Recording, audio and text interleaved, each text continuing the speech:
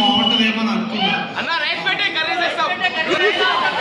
Rice పెట్టిర్రా ఇక్కడ? Rice పెడితే మా కర్రీస్ అంటే తీసుకొస్తారు. అరేంజ్ చేద్దాం చెప్తాను. అంటే పర్మిషన్ తీసుకోకుండా అరేంజ్ చేయలేదు, పైసలు నాయ కాదు, producer but thank you so much మీరు అందరు ఇప్పుడు దాకా పేషెంట్గా వెయిట్ చేసినందుకు. ఎక్కువ టైం తీసుకోను, నేను చెప్పాల్సింది ఒక 2-3 minutes చెప్పి వెళ్ళిపోతాను. ఎందుకంటే నేను ప్రీ రిలీజ్ ఫంక్షన్లో కూడా ఎక్కువ మాట్లాడలేదు, ఒక పెద్ద మనిషి నన్ను.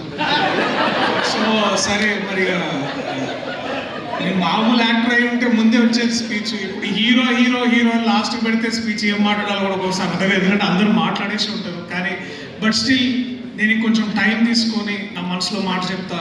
నన్ను ఇక్కడ దాకా తీసుకొచ్చి నన్ను నిల్చోబెట్టిన మనుషుల గురించి కాసేపు మాట్లాడుకుంటా. దయచేసి కొంచెం పర్మిషన్ ఇవ్వండి, ఎక్కువ టైం తీసుకున్నాను.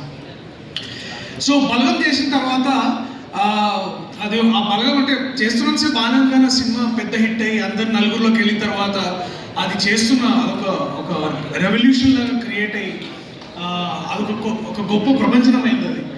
ఆ సినిమా చేసిన తర్వాత నాకు కూడా చాలా అనిపించింది, అసలు ఏంది పర్పస్, లైఫ్లో పర్పస్ ఏంది సినిమాలు చేస్తున్నాము, సినిమాల తర్వాత మళ్ళీ ఇట్లా వస్తాయా రాదా, మళ్ళీ అంత గొప్ప సినిమా నేను చేయగలనా లేదా అని ఎప్పుడో ఒక క్వశ్చన్ ఉంటుండే.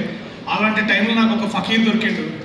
ఆ ఫకీర్ ఏమన్నాడంటే, అన్న ఇది స్పిరిచువల్ పాత్రలా పోతున్నట్టుంది నువ్వు చేసే ఐడియాలు, నీ క్వశ్చన్లు ఇవన్నీ, బట్ అలాంటి స్టోరీ నా దగ్గర కూడా ఉంది. ఒకడు ట్రూత్ కోసం బయలుదేరుతాడు, వాడి పేరు సూర్యతేజ అన్నాడు.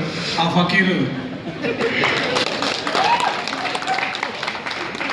జగదీష్, ఆయన ఇంకా ఇద్దరు నేర్చుకుని వచ్చిండు అనమాట, ఇంకో ఇద్దరు ఫకీర్లు. ఈయన పెద్ద అంటే వాళ్ళిద్దరు ఇంకా ఎక్కువ ఫకీర్లు ఉన్నారు బాగా. బట్ ఒక కథ చెప్పగానే నాకు ఏం చేయాలో అర్థం కాలేదు. అంటే చాలా చాలా గొప్పగా ఫీల్ అయినా.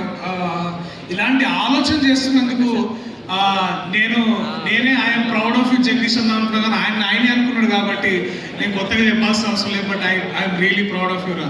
చాలా చాలా గొప్ప రైటింగ్ ఇది. అండ్ మీ ముగ్గురు చూస్తే అదే అనిపిస్తుంది, కార్తికేయ, జగదీష్ అండ్ వంశీ. మొన్న ఒక సిరీస్లో ఒక డైలాగ్ ఉంది, ఇప్పుడు చెప్తా. రైటర్ బాబ్ హోతా హై బాబ్.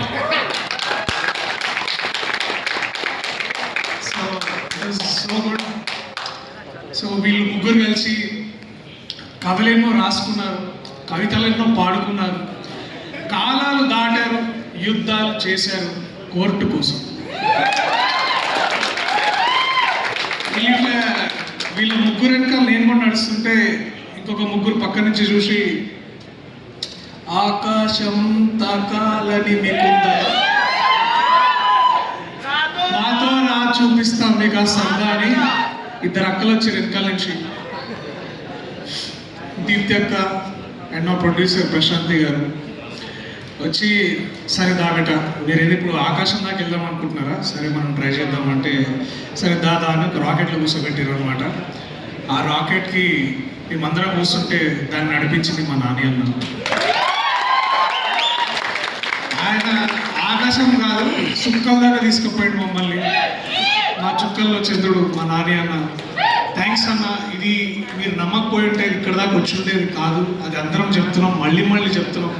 ఇది మళ్ళీ చెప్పుకోవడంలో మాకు గర్వమే ఉంది, కానీ నేను రిపీటెడ్గా అలా అని ఏ రోజు అనిపిస్తలేదు. అండ్ ఈ చిత్రంలో నేను నాకు